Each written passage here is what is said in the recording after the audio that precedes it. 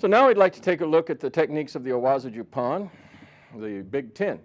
These were developed by Mr. Kogure and deal with the activity of turning or rotation. These all function in a process, or the majority of them function in a process of rotating or functioning off of the rising of the back foot, step.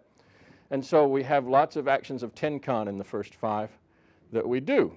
And the tenkan action, just to review, is the turning of the body, rotation.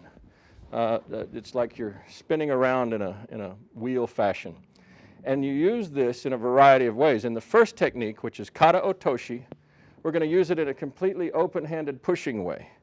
So we're going to have no traction on him at all, no pulling action at all pushing.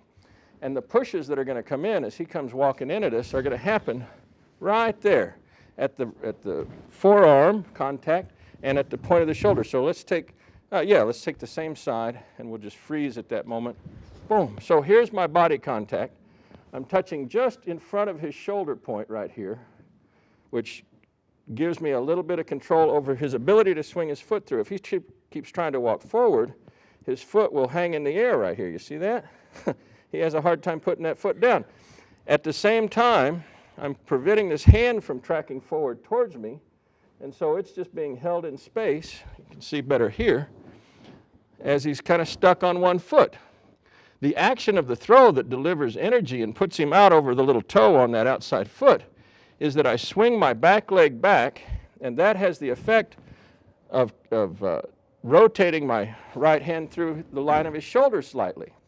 And so it's a backward stepping move this way that causes my hand to rotate forward. It's like a flywheel turning. You put this all in motion, and as he comes, you see my body moving away from him as he takes his fall. You can target a variety of places with regard to the shoulder, by the way. You can be right on the point of the shoulder. You could even be behind the shoulder slightly. This works well. It's a little more acceleration that way. And what you're looking for is just this open-handed pushing and the rotation from the back step turning. You will see forms of this that kind of get a little more obscured as the man comes in and you touch here, and as the push happens, he rotates and turns and sits down sort of like this. That's perfectly natural. That's his own reflexive activity coming out of the body drop and trying to recover. And it will happen. You can't always avoid it. But generally speaking, if he has enough momentum and he's coming up to tag me in the head, this drawing back action to make the throw go is indicative of the central principle in the kata. Oftentimes, you'll see people do this sort of action. They'll get into position and then step forward with the man like this to try to make him go. That's cool too. It makes a nice throw go, but it's a different throwing principle than the one that is actively being pursued in this particular case.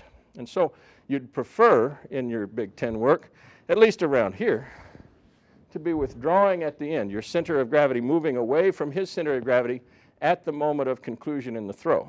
So that concludes Kata Otoshi. I hope that's helpful. Thank you very much. Good.